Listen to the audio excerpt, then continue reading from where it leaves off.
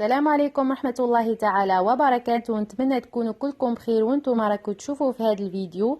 اليوم راح نشارك معكم وصفة الموفين ولا المادلين اللي يجيو خفاف وهشاش بزاف بمقادير جد بسيطة. تقدروا تحضروهم لفطور الصباح ولا للغوتي.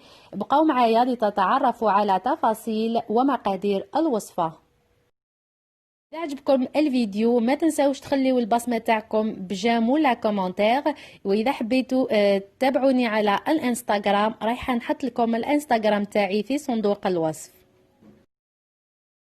Bonjour tout le monde, j'espère que vous allez bien. Aujourd'hui, je vais partager avec vous la recette de muffins très moelleux, très facile à faire avec des ingrédients simples que vous pouvez réaliser en peu de temps pour vous goûter ou vous déjeuner. Je vous laisse avec la recette et je vous souhaite un bon visionnage.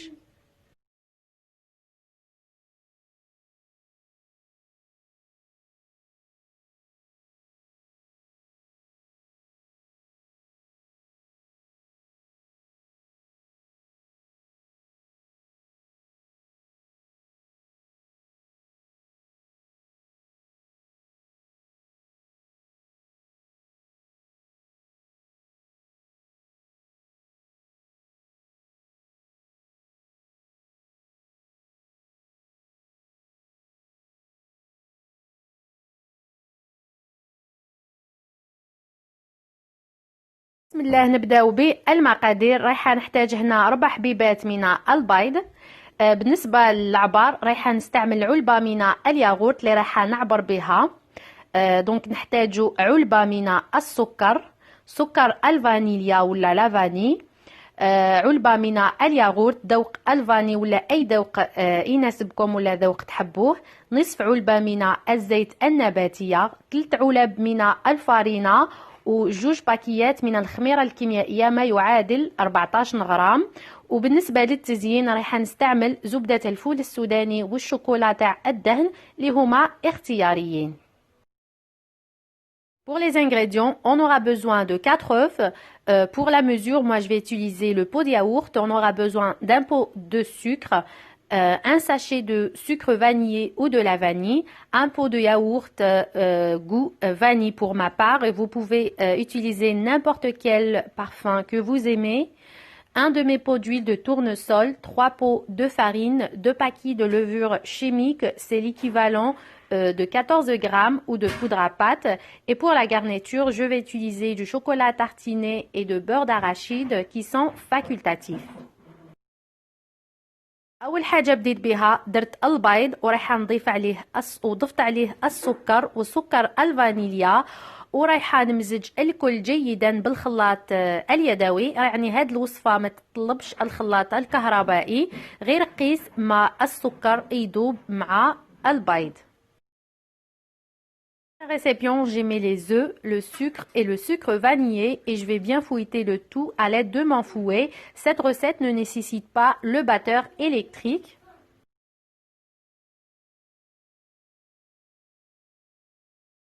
رايحة نضيف هذاك نصف العلبة من الزيت. J'ai ajouté le demi-pot d'huile de tournesol et je vais bien mélanger ورايحة نخلط الكل جيدا.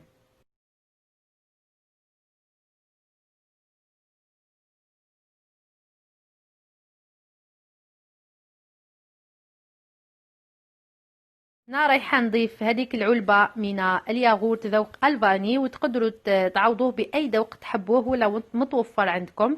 J'ai ajouté le pot de yaourt et je vais bien mélanger.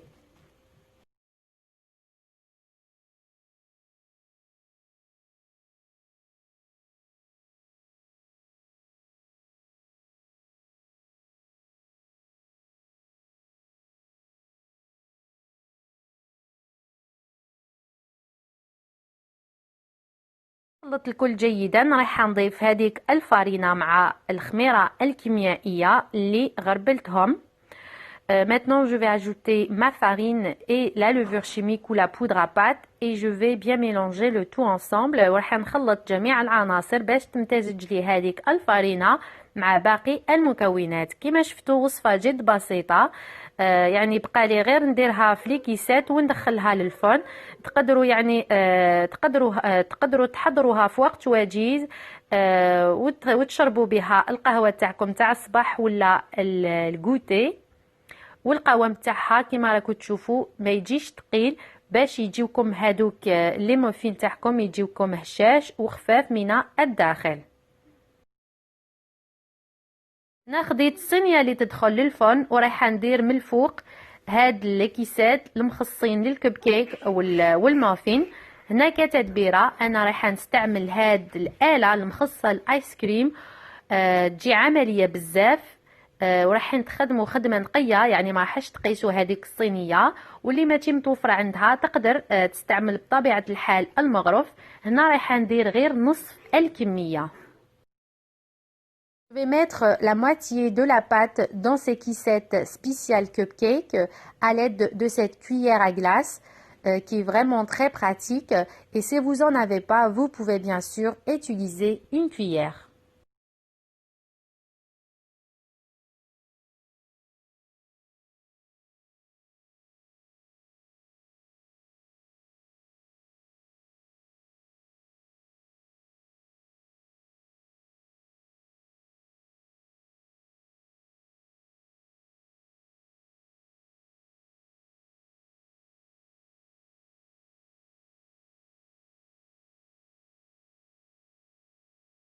بعد ما كملت كاع هذاك النص تاع الكميه رايحه دوكا ندير هذيك الشوكولا تاع الدهن.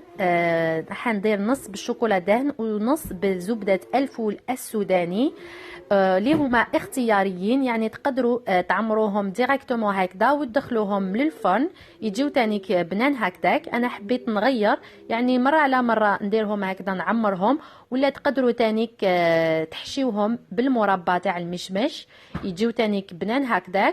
وكما قلت لكم مره على مره دي فوا نديرهم هكذا نعمرهم ودي فوا ندخلهم يعني بلا ما نحشيهم. دوكا رايحه نكمل كاع هاد الكميه. Non, je vais mettre sur la moitié du chocolat tartiné et sur l'autre moitié, je vais mettre du beurre d'arachide qui sont facultatifs. Vous pouvez juste les laisser telles qu'elles sont ou les farcir avec de la confiture d'abricot. Voilà, donc je vais terminer toute la quantité et je vais les recouvrir avec le restant de la pâte. بعد ما كملتهم هنايا دوكا رايحه نعمرهم يعني بالعجينه اللي بقات لي من الفوق ونغطيهم. الفرن تاعي راني شعلته مسبقا على 180 درجه فرنهايت ولا 350 سلسيوس. Mon four, je l'ai déjà préchauffé à 180 degrés Celsius ou 350 Fahrenheit. هنا هذيك النص اللي درت عليه شوكولا الدهن راح نزينهم بهاد الحبيبات الشوكولا، والنص اللي درت عليه زبدة الفول السوداني رايح نديرو بلي زاموند افيلي ولا اللوز افيلي. Ici, je vais décorer les muffins dans lesquels j'ai mis du chocolat tartiné avec des pépites au chocolat. Et les muffins dans lesquels j'ai mis le beurre d'arachide, je vais les décorer avec des amandes effilées. Et vous pouvez bien sûr aussi les laisser telles qu'elles sont. تقدروا تانيك تخليهم يعني كيما هما، ماشي شرط تزينوهم من الفوق. المهم الذوق يجي شباب في كلا الحالتين.